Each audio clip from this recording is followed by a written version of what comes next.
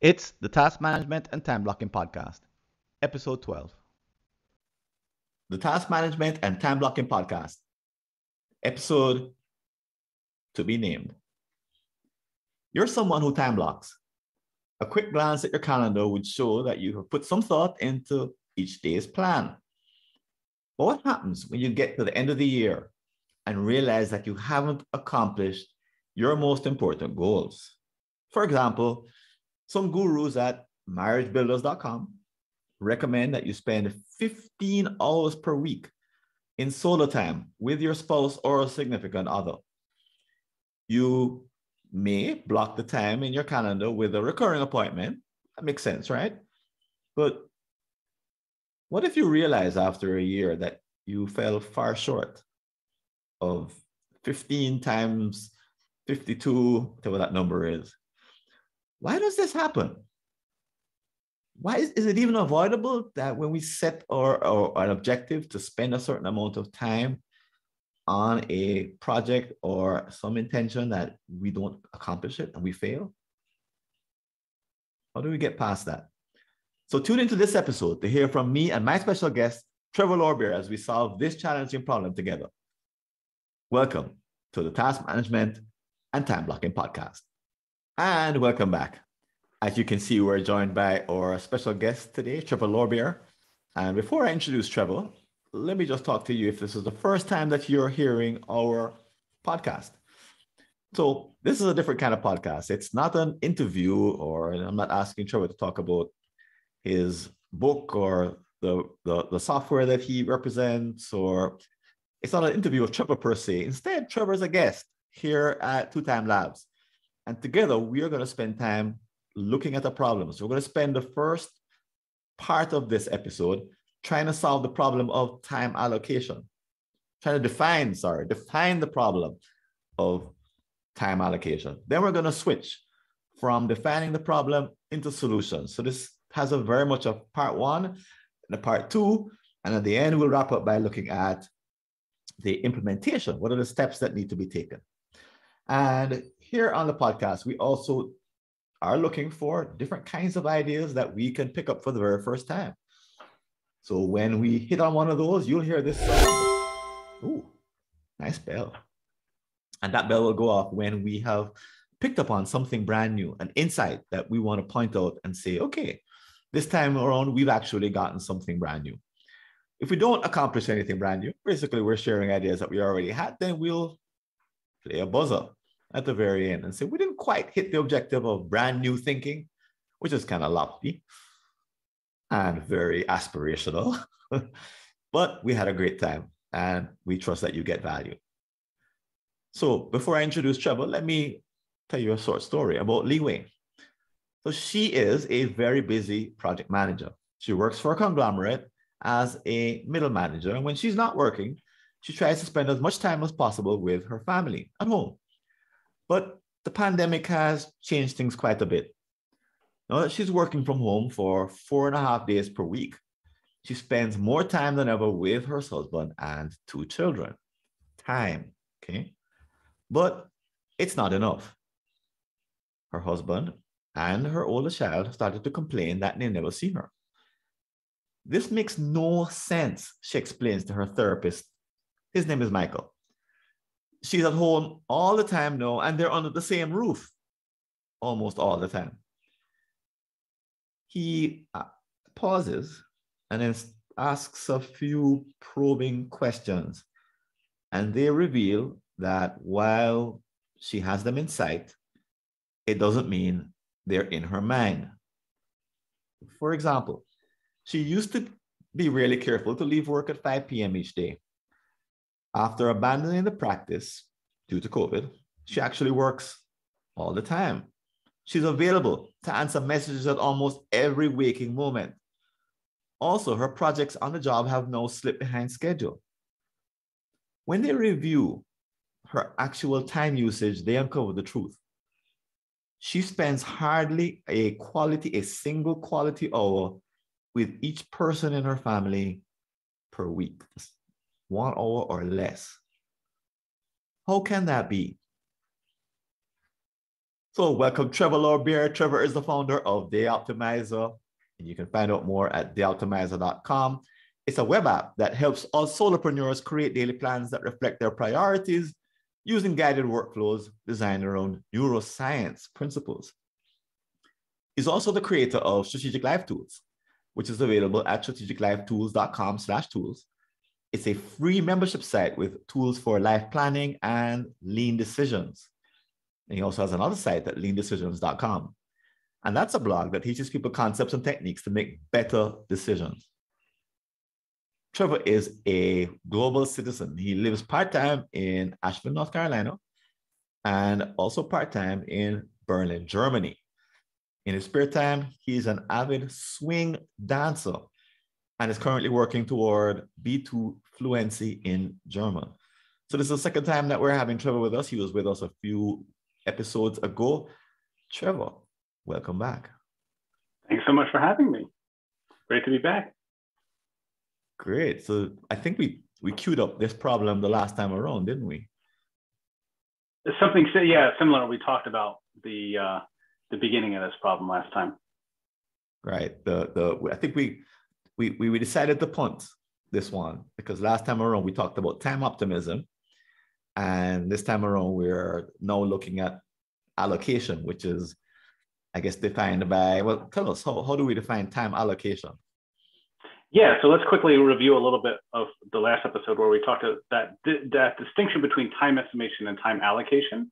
And time estimation is figuring out how long it takes for a task to get done. And time allocation is figuring how long are you going to spend on it today or this week.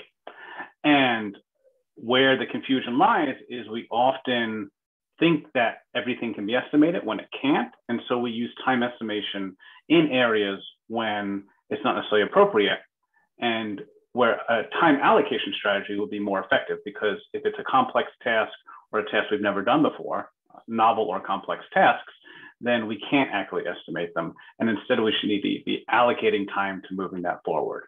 But then we also started diving into, which we'll get into this episode, is how do you allocate your time both at the macro level all the way down to the micro level. And we'll talk about the 3 levels of time allocation and how to make those work.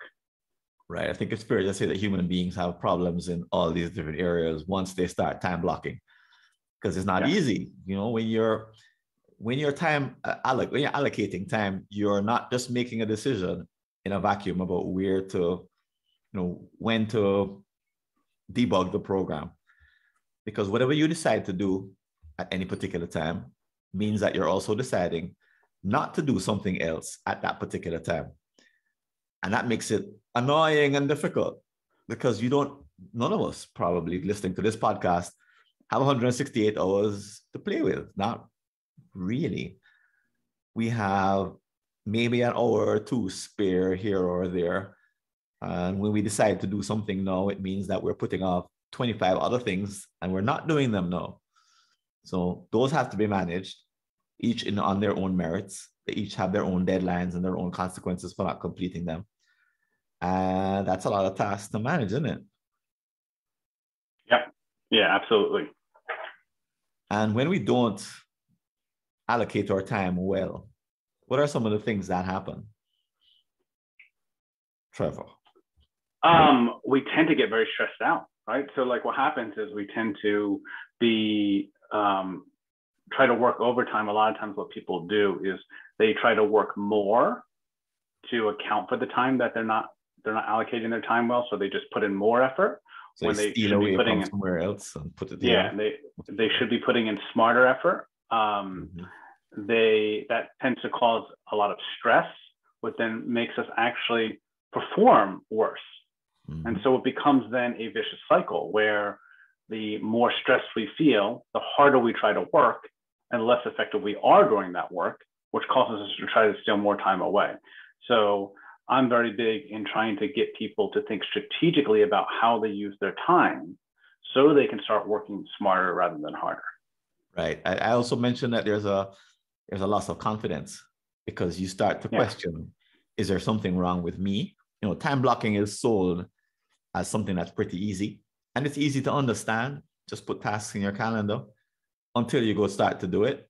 and you realize that, hang on, there's more to this. This is more challenging than I thought. It's not just as simple as doing that. You're actually managing a lot of moving parts, and you're doing it with imperfect information, and you're doing it with poor estimates. So you're doing a lot of guessing, basically. And when you do a lot of guessing and you guess badly, you start to think, am I doing it wrong? Is there something wrong with me? Is it my attitude? Is it my frame of mind? My mentality wrong? Is time blocking not believable as a technique? Should I go back to using lists and forget about trying to use my schedule in this way? You know, and then some of us even judge ourselves even more harshly, and we say, you know, there should be a way to get this done, and why can't I figure it out? And some start to, you know, beat themselves because it seems like it should be an easy problem to solve. And in general, I think we approach time blocking thinking that it should solve these problems for us. Like, there's a big should in there, that it ought to work out, and that we should be able to use it to execute our priorities. Yeah. Like this, there ought to be a way. And when there's not an easy way, we struggle with the concept that we thought this should be easy, and we're now surprised because no one told us that it's much harder than it looks. What do you think of that? Yeah, I think so. I think I would summarize that is our expectations around time blocking and our expectations on how well that will solve our problems, or even the problems that need to get solved, are incorrect. So one of the biggest areas where I can see that mismatch happening is going back to what we talked about, is that expectation that things can be estimated, right? There are definitely certain tasks that can be estimated accurately, but there are also tasks that can't be. And so if you have the expectation that this is something that you can accurately estimate, and then you're not able to accomplish that within that estimated time, that's going to be frustrating because your expectations did not match up with reality. But if you go into something expecting that you're not going to be able to accurately estimate the time for a task, and you use these other strategies that we'll talk about today, like time blocking and the concept of allocation rather than estimation within that time blocking, then you're going to come out with less frustration because your expectations are not are going to match reality a little bit more. Likewise, is we often have the expectations that the end product needs to meet some specific spec. And that sometimes is the case. But a lot of times we have a lot more wiggle room and a lot more adjustment within that we can change. And by not sticking to our expectations in that process, we're able to adapt our time management to accomplish our goals better than if we are perfectionists about our expectations. So we'll talk a little bit later about how one of the key things I want to drive home, that is a lot of time management is scope management. It's right. Changing what our expectations are, or not holding ourselves to our initial expectations on what the finished product looks like, so that way we can meet our time management needs. Right, right. Because it's almost impossible to start an important task without an expectation. It's not like we're clean slates. We can't quite brainwash ourselves into expecting anything. We're human. So this is not like a problem that will go away just because we're good people. We bring the baggage of expectation with us into every single task.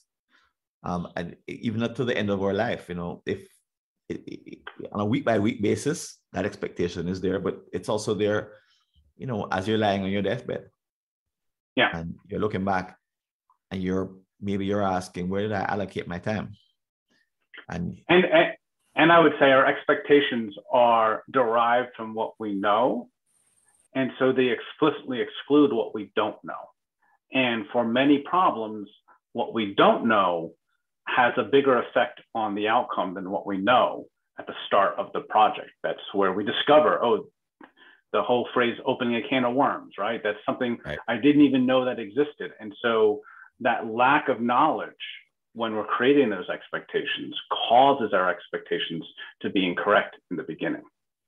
Right. And assuming karma doesn't exist, that applies to life as a project, right?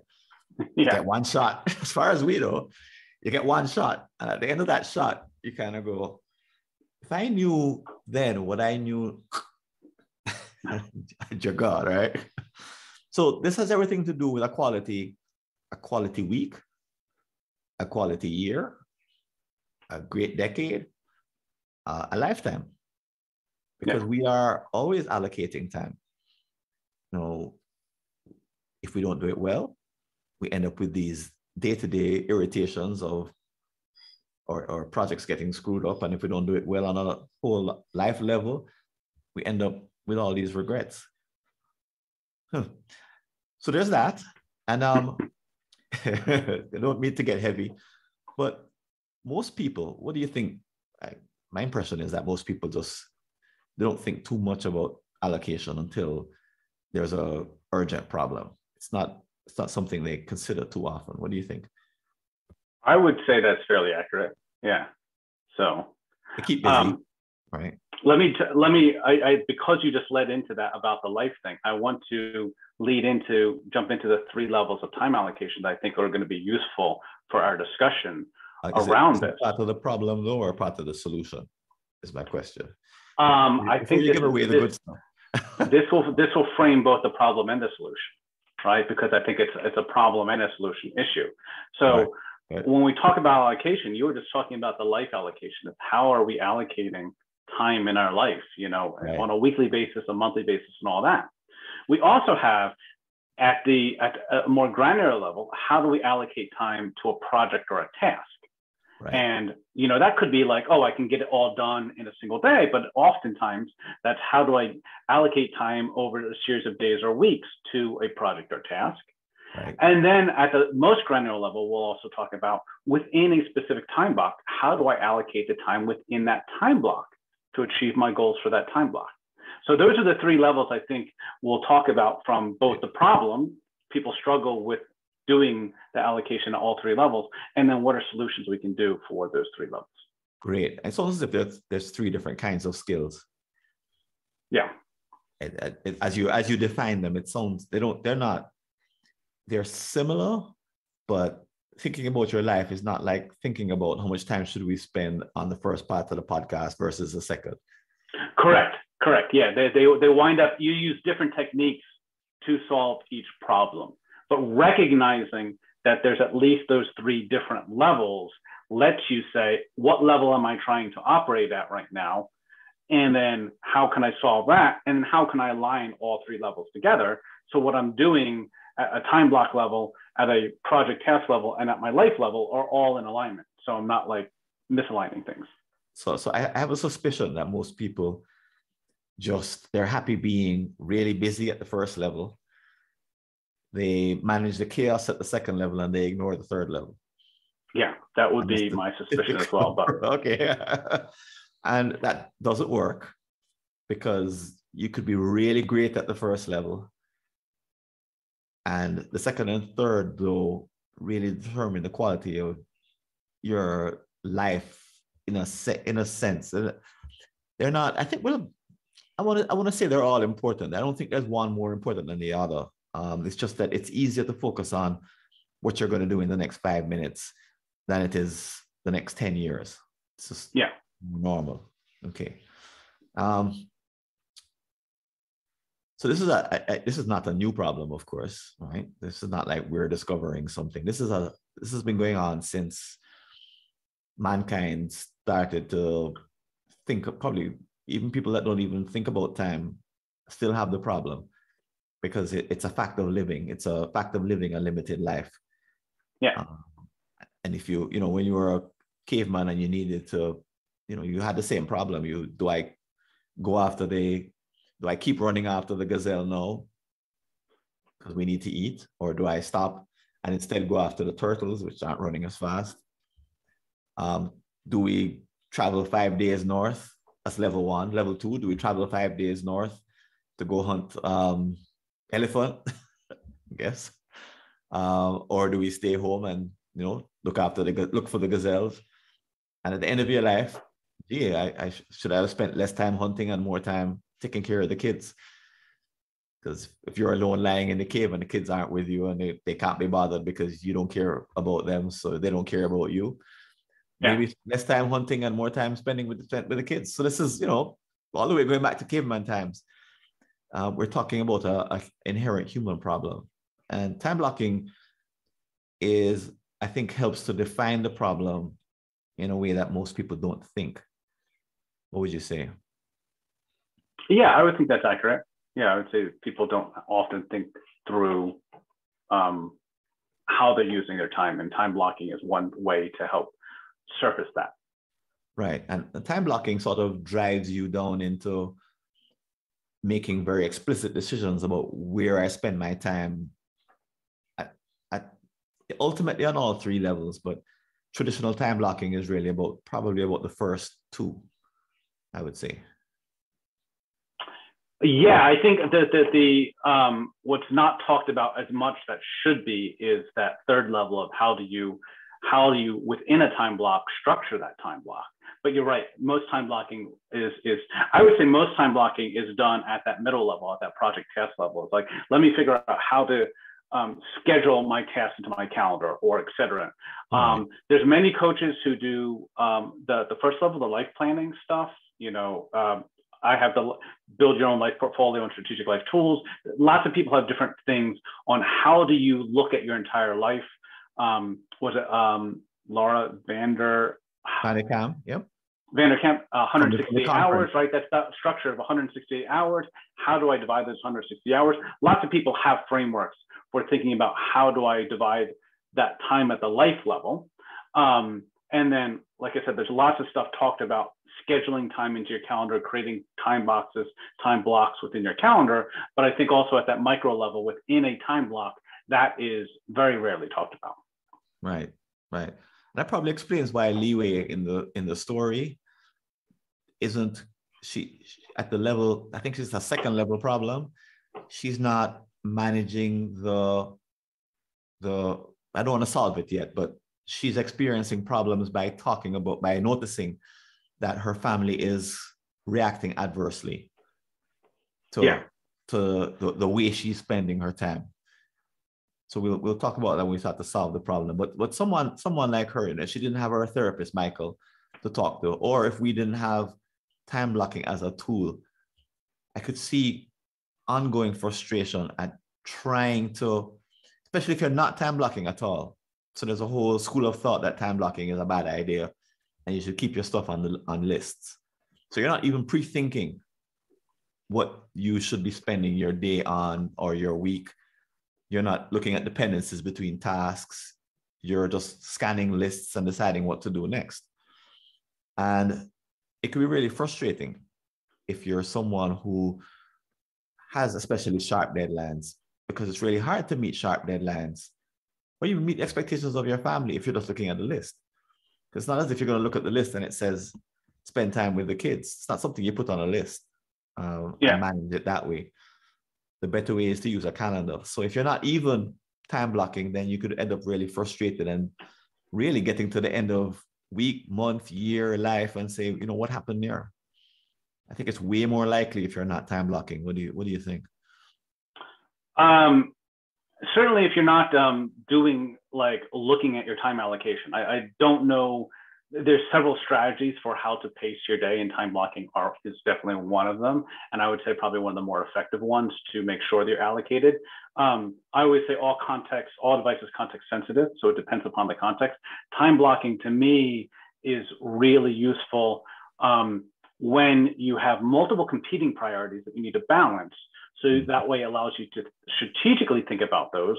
Or if you have lots of time, so you only have a single priority, but you're having trouble defending that time. So creating protected time blocks that say, hey, like I want to write a book. So I only have a single priority there, but I'm having trouble figuring out how that is.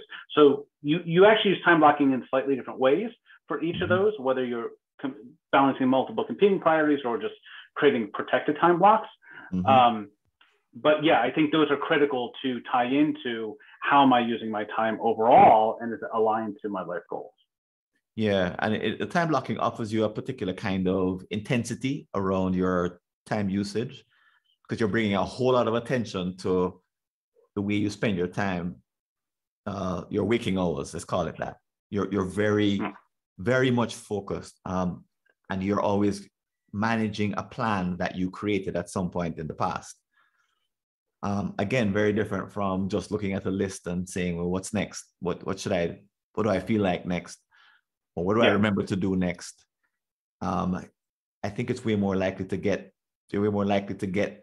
into that position where you're regretting the way you allocated your time because you weren't really managing the time. You're just going from the lists. I think that regret is more likely to show up if you're only list managing. And then for some people that's not a problem, but for some it really is. Yeah, and I would say that task management is totally valuable. You should be creating lists and managing lists, but it is a separate discipline than time management. And you can use time, you can do list management. For some people, list management is a form, or task management is a form of time management, just like some people use energy management or attention management to manage their time. Those are valid strategies to use. What works for one person may not work for someone else. But like I said, there's these categories of things. If you have multiple competing priorities and you need to make sure that they're all moving forward, then actually using time management through a strategy like time blocking is really valuable. Not that you wouldn't use some of the other strategies, but it's critical. If you are doing a job like, a classic one where you're basically doing list management is if you're a single track job and you just have a backlog, in which case, say I'm a salesperson making sales calls. Well, I just need that list of the people to call. Or I'm a developer and I'm just developing code. Well, just give me the backlog of features and I just work through it. And then I'm using other strategies to manage my time. But for the people who do need to be managing these competing priorities, we need to decide, how am I going to allocate time across those priorities to meet my end goals? Actually, you mentioned the salespeople. I've met salespeople, and I used to be one for a very short time in my life, who, when you're working off that list, you start working at 9 o'clock. Yeah. And you do like this. You bat your eyes twice, and it's 5 o'clock, and you haven't had lunch. You haven't been to the bathroom. You haven't gotten up to even stretch. And the momentum of working on a list, which is one of the reasons why blocking time for lunch, for email, for recovery, another reason why those are such valuable strategies. Yeah. And I think when you're not allocating time accurately, if you're to walk away from this call and you're not better at time allocating, you could feel as if the future is only going to be more of the past, that you won't have the better results that you really want to get. Because I think ultimately where we want to take you or encourage you to get is kind of towards set it and forget it, where you're able to create a combination of behaviors and apps and devices that allow you to time allocate in a way that's repetitive, repeatable, cyclical, systematic, that you can rely on, that you don't have to recreate every time you sit down, that operates on its own so that you can move to the next level and think about how can I improve it. Does that make sense, Trevor? Yeah, I think so. I mean, I think there's always, it's not completely automated because there's a lot of value. Well, and this is a little bit different. I know you use an auto scheduler, and I'm specifically create a app that is specifically a manual schedule because I believe there's a psychological benefit to going through the planning process and creating those commitments versus an auto scheduler that does it for you. But again, that's different strategies for different people. So how much of this process you automate will depend upon what your job is and whether you're going to gain that psychological benefit of making some of those deliberate decisions and setting some of those psychological triggers. Right. In some cases, it will be valuable to do that, in which case you want to make sure that you have a manual planning process in place. For some cases, it won't be relevant, in which case automating that process makes a lot more sense. And I would tend to say that people who are doing more longer term projects, like, so if I'm writing a book or I've got a lot of a standard regular thing, I know you write an article every week, that's something that's classic. Figure out your time block, put it in your calendar and automate that. So you decide up front what that thing looks like, and then you're just running it, because you don't need to make those decisions every day or every week. However, if you're doing something where your priorities are constantly shifting, then having a more deliberate process up front is going to be more relevant, where you're setting those priorities on a daily or weekly basis and going through a more manual planning process for that. So it just depends. Yeah, actually, I'm going to put a ding for our first insight, because I got something from what you just said, which is that it's not, the point isn't the automation. Automation. I don't know what word that is. Automatization. It's more like the systematization, where you're able to systematize your activities, manual or app driven, whatever it is, and it allows you to move to this next level, where you can now manage the system, because the system is pretty much running on its own. Yeah. Which therefore means you're above it, you're beyond it. And I think in particular the time blocking allows for that, a great deal of that, because you're so intimately involved with time. I suspect that when you're not doing that, when you're not time blocking it to any degree, you're always having to think about time, because you can't set anything and forget it. It has to be a concern that's always on your mind, unless you have infinite time, and nobody really does. Yeah.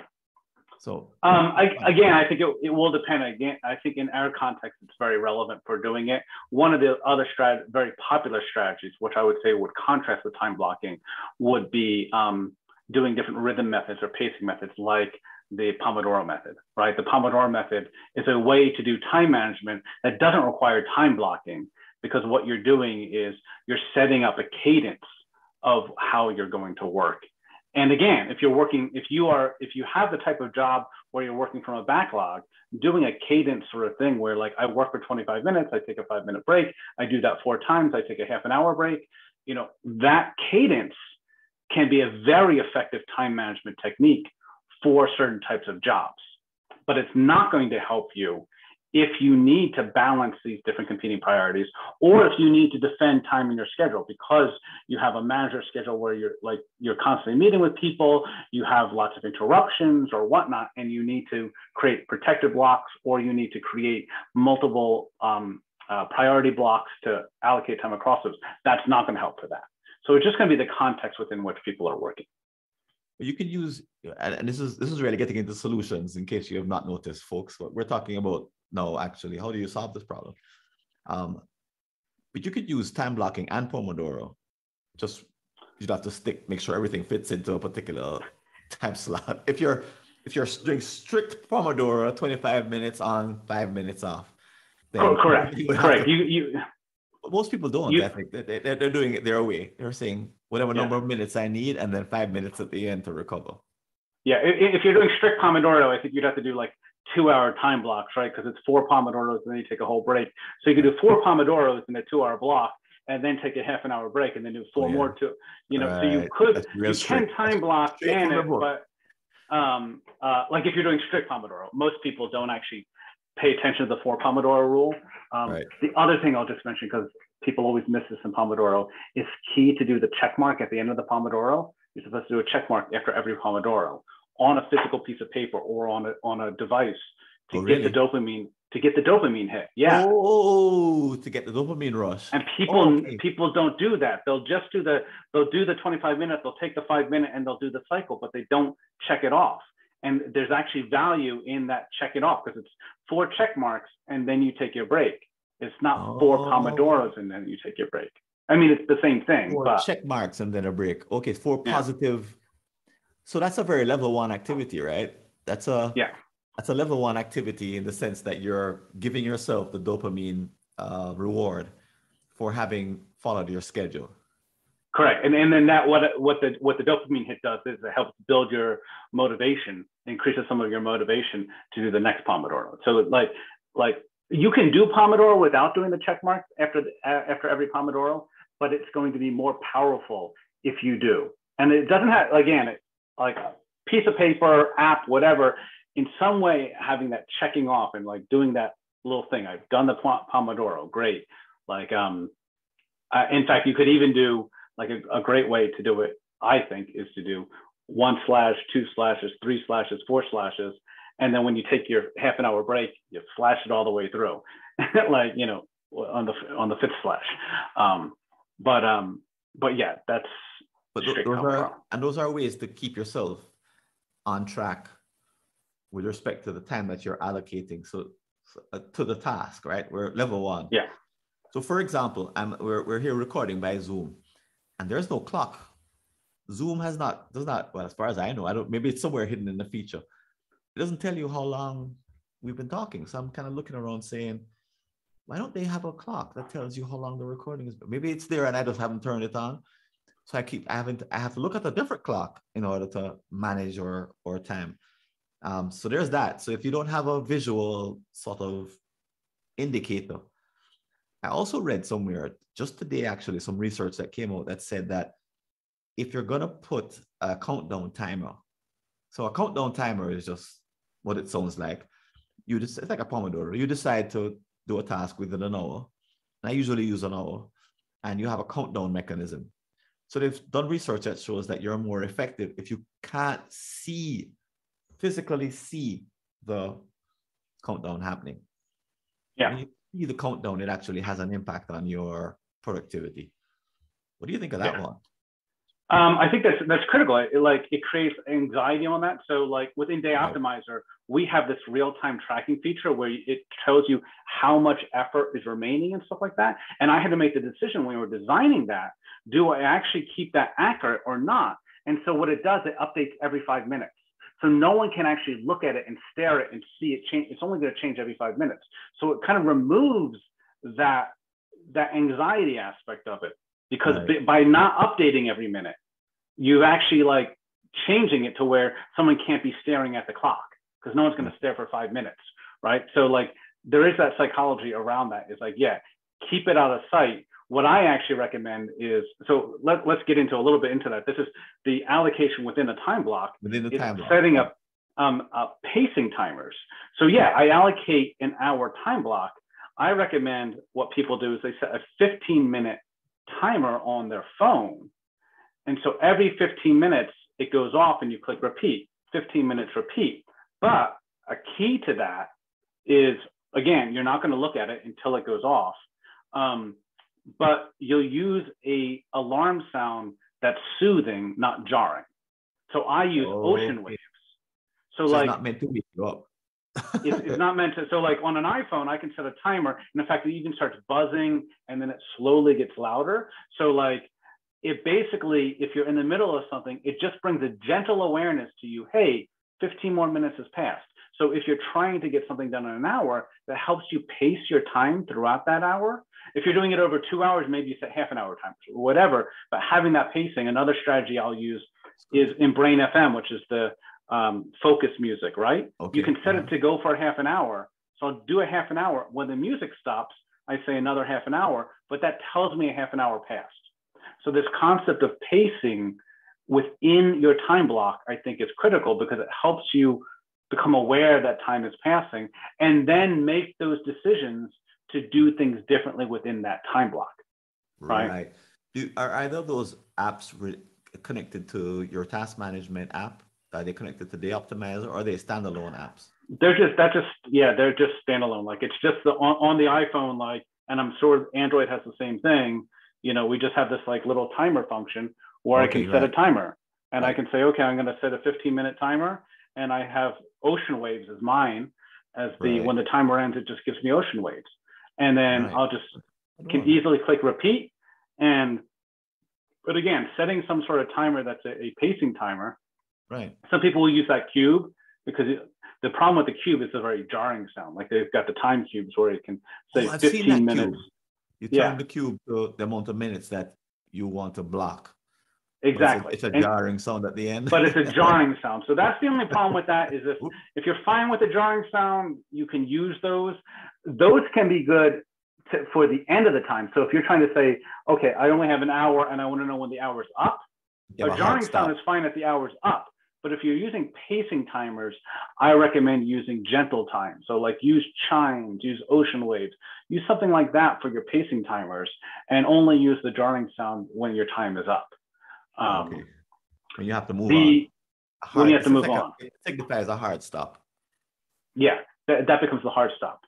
And then what the pacing time allows you to then do is structure your time within that time block, right? So we may have talked a little bit in the past, the concept of a prep, do, wrap framework. So anytime you allocate anything, you need to prepare for a task, you need to do it, then you need to wrap from it. And most people forget about the prep and the wrap phases. They just jump in and thinking like structuring that time block. So the first 5-15 minutes that time block is preparing, then you're executing, and the last 5-15 minutes is wrapping. And then what do you do in those prep and wrap phases? Well, if it's a single task and you're going to get it done in that time block, maybe you then just take 5 minutes to say, okay, how am I going to go through this task in this hour? And at the end of it, like, okay, now let me just close all the windows that I did so that when I jump to my next task, I don't have, 100 windows still open. So having a system that you can save those windows somewhere, like I use Workona or something like that, that helps you get rid of that task so you can move on to the next task. Or if it's a task that you're working on over multiple time blocks, having a system to save your state and load your state. So taking those last 5 minutes to write down, where am I? Where are my current thoughts? What are the next steps when I come back to this? And then so when you come back to the next time block on that task, you already have a head start because you took notes and okay, like this is where I am. Let me kind of remember where I was, load everything into the state. And now here's the next steps to get me started. And right. There's something called attention residue, which is your carryover from one task to the next. And this helps to minimize attention residue because you're actually unloading your brain. Right. And it also then helps you build that momentum faster at the beginning of the next task because you can load all the information into your brain faster if you actually documented it before you ended the previous time.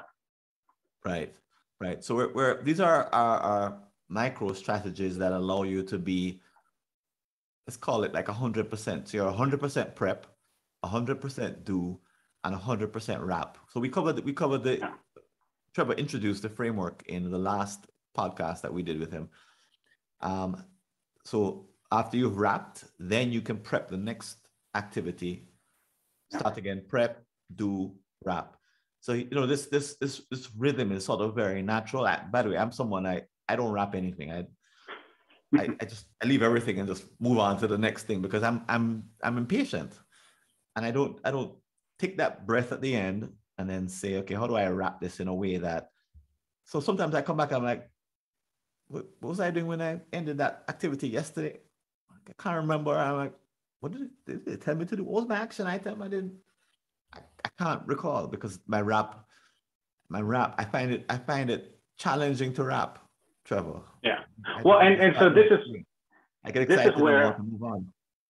Having that, even if you're not using pacing timers, or even if you are, having a timer that says it's time to wrap. So what people will do is they'll set their notification is, okay, I want my notification at 10 o'clock because that's when I'm switching my next task.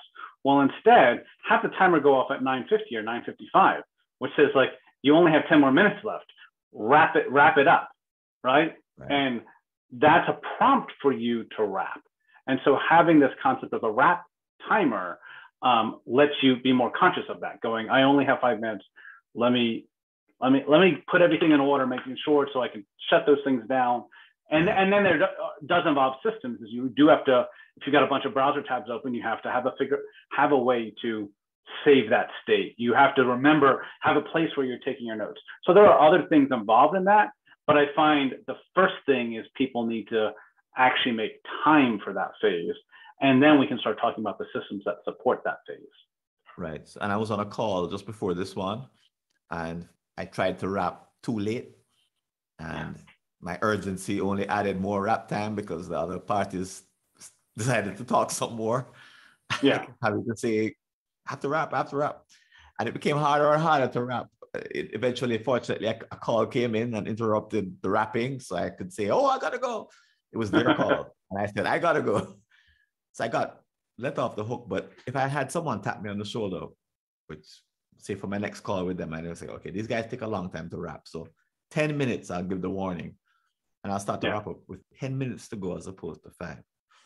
So, in case you're wondering, folks, as you're listening, is there research that backs this up? I know there's research that backs up the idea of the countdown timer, that you're more focused. And even if you don't buy the research, or if you think it was done away from, in some college, university, but it's not for you, try the level 1 experiments that we're talking about within the time block and see whether they work for you or not. I definitely have found that as I experimented, I had to make tweaks, but the experimentation delivered, in the sense that I became better as a level 1 task manager because I did these experiments. So I'd strongly recommend that you, as you hear them, you make a list, and then just, for a week, try plan do wrap for a week. Try the countdown timer. Try a soft alarm versus a jarring alarm. Try a reminder to let you know when to wrap. So try these things and see how they work for you. So let me tie in. Go ahead. Mm-hmm. I was going to say, let me tie into what you were just saying in the, what the other reason we do it, and going back to what I said at the beginning of the episode, is one of the reasons why we have these different strategies of a countdown timer or pacing timers is to create more mindfulness within that time block. And specifically what we want to do, because a lot of times people will talk about mindfulness saying, oh, you have to be mindful continuously. And I'm going to use the term mindfulness is to bring into your awareness of the passing of time, or bringing into the awareness and coming into an awareness phase. When I'm actually trying to work on something, I can go and I'm in this doing phase. But what I want to be able to do is have these mindfulness checkpoints to ask the question is this going according to how I expected this to be going? Should I change my approach to this? So if you set pacing timers or countdown timers or whatnot, and you don't ever ask that question in the middle of that time block, it's not going to really be effective, because all you're doing is, okay, time passed. But again, what we talked about at the beginning is a lot of time management is scope management. And what that means is if I set an hour and a half time block, and halfway through that time block, I have a timer that goes off. I shouldn't just close the time, reset the timer. What I should do is take 30 seconds, a minute, and go, okay, I'm halfway through. Where am I at? Am I going to be able to reach this endpoint? And do I need to change my approach in some way? Do I need to change my scope? Maybe I need to be less of a perfectionist. And knowing that, how do I get to that point? And that is what's going to make those effective, is using those as triggers to ask the question, to create these moments of mindfulness that allow you to then adjust your approach. If you don't adjust your approach, it's not going to be valuable. I find that we need a different term for the different kinds of mindfulness that we're distinguishing. Because when you're in the middle of a task and you're, I was writing an article earlier today for the newspaper, and when you're in the middle of that, you're mindful of a particular world, and you're not mindful of how long the task is taking. The reminder would remind you to be mindful at this next level up here. So you'd I'd bump out of the editing and bump up to managing the task itself. But we use the same word for the two kinds of mindfulness, and that even the 3 levels of mind that we're going to be talking about.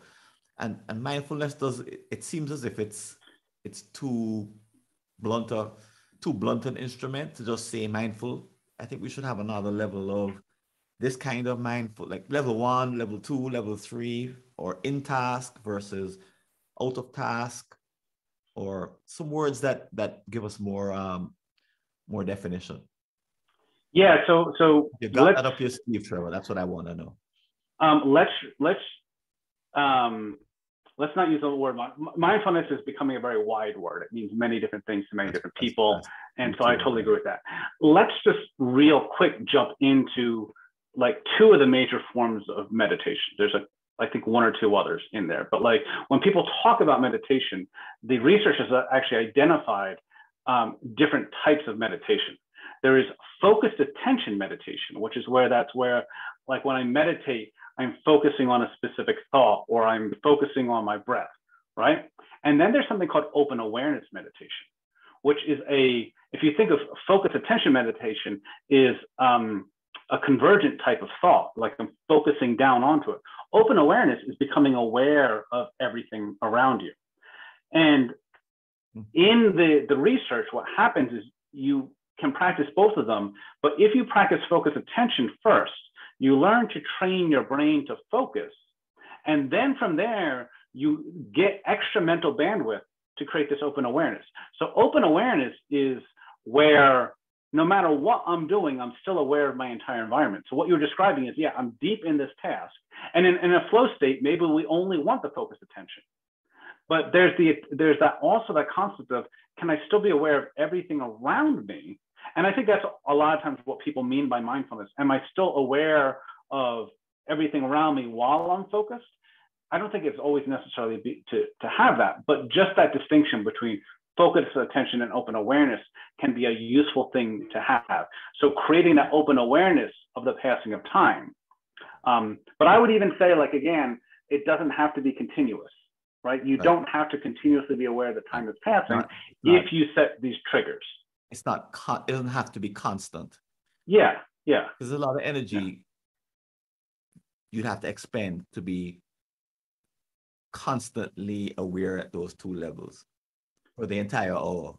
And you don't need to spend all that time, because you just need to be aware at periods of time, openly aware, as you said, at moments in time to be effective. You don't need, it doesn't have to be a 60-minute activity. Yeah. Okay, great. But yeah, that framework is useful for, you can also think of it in many different skills that we learn, particularly in physical skills as well, is the focused attention is focused on the technical skill and getting in all that. And then open awareness creates this kind of more generalized awareness. So if we think about learning how to drive, right? We have to be steering, we have to be using the gas pedals, all that kind of stuff. We need to pay attention to everything. When we're first learning, that's a very focused attention. We need to be very focused on that, right? Later on, we still need to be focused. We shouldn't be using our phone. However, as we get better at driving, we also develop this open awareness, right? While we're driving down the road, we can also look at the billboard and take in the billboard, and it doesn't prevent us from driving because we've internalized some of those skills. We've taken that focused attention and driven it down deeper into our body, our skill levels. And so that's where learning how to create more focused attention can give us more open awareness later on. But we won't have the bandwidth for open attention until we get the focused attention. Right. That's actually a useful one, because when you start time blocking, it's the same thing. You're probably all focused attention and no open awareness. And then somewhere as you go along, you start to develop open awareness and you start to now manage the task with better regularity. You don't get to 5 o'clock and realize you didn't have lunch, for example. Your open awareness allows you to manage that. Okay, if you want to really keep going, you need to eat lunch. You need to be fueled by food. Good one. That's almost like a hierarchy of time blocking skills. Yeah, there's definitely, like, you learn different skills as you get up. So even if you're not good in the beginning. Sorry, I didn't mean to interrupt you there, but I got so excited about ringing the bell that. All right, let's go to level 2. We have a speaking of time availability, we have about 10 minutes left, 12 minutes left. We'll go through the next 2. Let's say 10 minutes. So level 2 is you're managing the time you're spending on projects or intentions, one versus the other. So leeway from the story I told is this is a level 2 issue, is that at the end of the week or end of the month or whatever, her family is saying, hang on, oh, I haven't talked to mom for more than 15 minutes one-on-one for the whole month, but she's been here the whole time. We had conversations. We talked about stuff, but the kind of quality, like real connecting that doesn't just happen, by accident. It actually needs a little bit of, or a lot of intention. That didn't happen. When I added it all up, I got 25 minutes total for the last month. Now, her husband maybe might think that, hang on, how much time am I really getting here? Or how much time are we really spending? But at that second level, usually, I hate to say, but on average, we're not very conscious of it. I think for me, it takes some real accounting. It takes a weekly review, an annual review. What do you think? I think annual reviews are great. Weekly reviews are great. I think it requires 3 different things. So one is having a plan for how you want your time to be used, right? So if you don't have intention, it's hard to then judge yourself for not meeting your intentions. Mm-hmm. So again, people in this podcast can go to strategiclifetools.com/tools, and there's a how to create a life portfolio that talks about how do you divide your time into different pillars, different facets of your life, and then allocate time to those different things. So I want to be spending, 15 hours a week on my relationships. I want to be spending, 3 hours a week maintaining my physical health, et cetera, right? So deciding that plan up front, and then you can look on a weekly or yearly basis and go, okay, especially if you're doing time tracking, you can go, okay, how much did my reality match my intentions?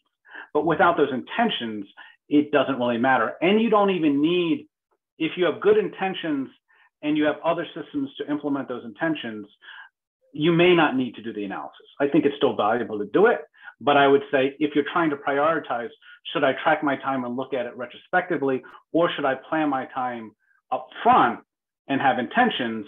Definitely prioritize the upfront planning over the analysis later on. It's going to be more valuable. Make sure it happens. In the introduction, I mentioned marriagebuilders.com is a good example. So yeah, the author says, I don't think this is based on research, but it's at least worthy of discussion, that to keep a relationship going with your wife or husband or significant other, you need 15 hours a week minimum. Yeah. And he says the 15 hours can't be like watching TV or a movie. Well, it could be fine line. Can't be watching a movie like in the movie theater where you can't talk to each other. Yeah. It can't be that you're in the same house.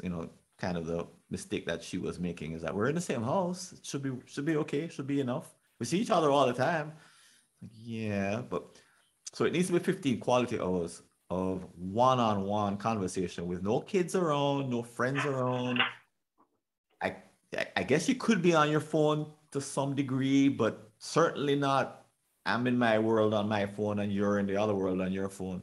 I'm in Netflix, you're in Facebook. And then just because you happen to be sitting together in the car means that you're actually spending time. That's not what he's talking about. He's talking about 15 hours of preferably face-to-face quality conversation. And he says, so I've mentioned this to friends. And when I first heard it, I was like, 15 hours? Are you crazy? Where are we supposed to get that time from? So that my first reaction was that. And unfortunately, I was in a marriage where the idea came too late and the practice came even later and didn't work out in that case. But I took the lesson away into my second marriage, and I'm very, very conscious of that 15 hours. But most people argue that they don't have the time for that 15 hours. And the author argues back that when you were courting, you did. So why not now? Oh, that was different because, and he says, no, it's not. If you were to now start dating again, you would find that 15 hours like magic. you would make the most, you'd conjure it. And he makes the unfortunate comparison between like if you have a girlfriend or a boyfriend on the side, like an affair, you make time materialize out of nothing when you have an affair, because your intention is so high that you manufacture 15, 20 hours out of, and you do it in a way that you're hiding it from the other person. So you're highly intentional and the way you go about creating that time. He says this is not a matter of time availability. This is a time allocation issue. And you're arguing that it is. And he says it's a matter of your skill, essentially what he's saying, your intention and your skill. And once you get those two together, the argument about not having time is nonsense. Comments about that, Trevor? Yes, so I definitely have comments. So I think one, time blocking is important, but I want to drill down into two concepts within that. One is this concept of protected blocks. So there's different types of time blocks. And a lot of times what we talk about in time blocking are task blocks or what I call facet blocks. So I'm either working on a specific task and I'm going to schedule that in my calendar from 2 to 3, or I'm going to work on a facet like marketing, admin, email from 2 to 3. Then there's this concept of protected blocks where people will schedule personal time, relationship time. That is a type of facet block, but usually what I want to drill into in the protected block is the concept of how do we define that time block using rules. And I was just trying to look up on my phone. I was listening to this book and I can't remember what it was. They're talking about black and white rules versus fuzzy rules. Ooh. And a classic one is that like, create a rule where if you break the rule, it's extremely clear. And so if I'm going to say I need to spend quality time with my significant other, it might be we're not allowed to look at our phones during that time. And so the second you look at your phone, the entire hour is no longer valid. That's like torture for most people. Yeah. In the world of today.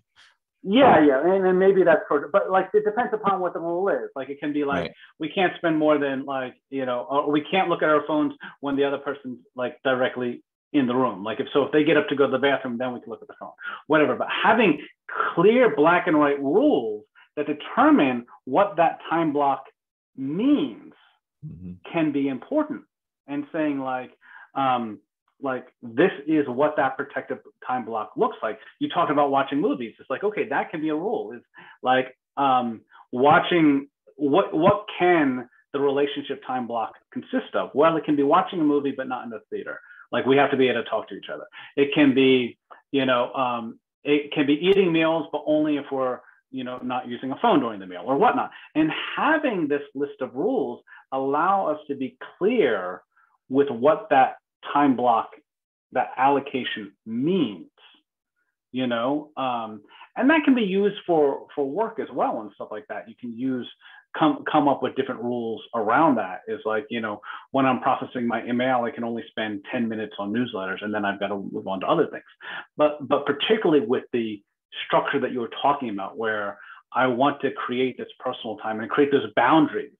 Well, boundaries are defined with rules, and the rule can be, like I can create a time boundary, but to your point is, how do I make sure that's quality time? Well, the way I make sure that's quality time is I define this is what quality time means. Right. And I could see us doing that with software in a way. Schedule 10 minutes of time for me to read this with a fuzzy ending. So with a soft ending rather. So it gives me it automatically, and at the end of 10 minutes it goes ooh, and it plays that nice ocean music you talked about. I could see that, the software helping you to drop into the flow state, 10 minutes, 15, an hour, 2 hours, give me a reminder every 15 minutes, and it automatically setting it up for you and said, okay, Siri could, I don't think it has that, but it'd be nice. It'd be nice if it played nicely with us, because then we wouldn't have to devote our time to actually doing all of that remembering. Do you think? yeah, figuring out ways to structure. So yeah, because I know we're running out of time here, to summarize a little bit around time blocks is one is defining what type of time block it is. Is it a task time block where you're working on a specific task, or you're working on a group of tasks, a facet like marketing? Are you working on context tasks like I'm only doing deep work or office work, or is it a protected time block like personal time or work time? The second one is then looking at how do I structure that time block, the time within that time block, and how do I set timers or other things to structure that, whether that's using the Pomodoro technique. So I make sure that like my time block is always in half an hour increments, so I can use Pomodoro, or I'm doing like one of the methods we talk about, like a pacing timer or a countdown timer to help within those. And then the third one is defining rules that define what goes on within that time block and what's allowed and what's not allowed within that time block. And you can even define rules in the beginning, and we may not have time to talk about this, but like as far as, you know, I have these concepts of jump starts where it's like, okay, I need to work on this task for 5 minutes when it starts, and then I can take a break. But that jump start, it's called prime the pump. I work on it for 5 minutes. Like if I'm experiencing procrastination, work on it for 5 minutes. And then if I take a break, I'm much more likely to come back to the task and finish it out for that time block.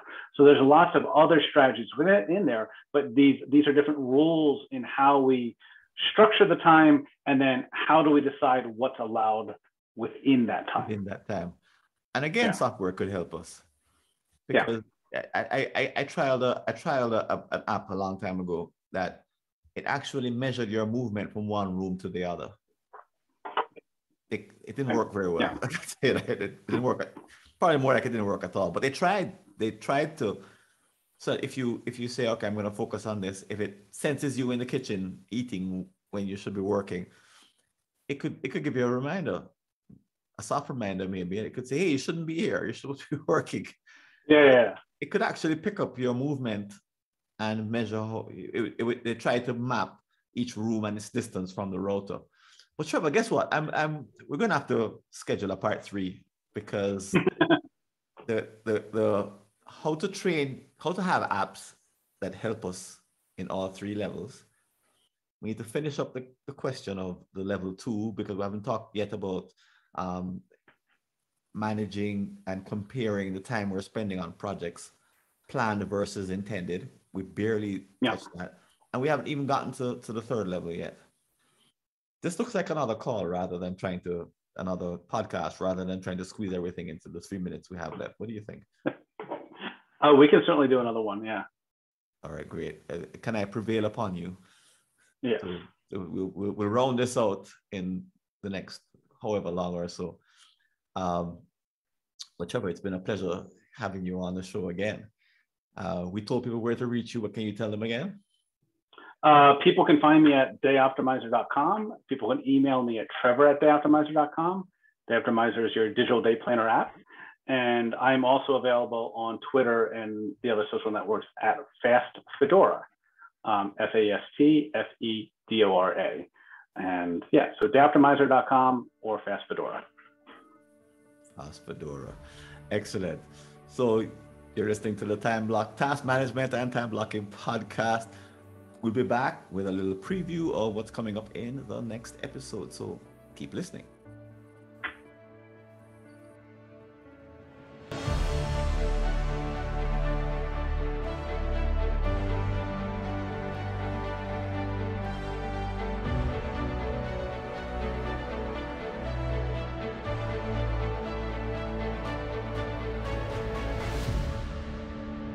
Here's a clip from our next episode.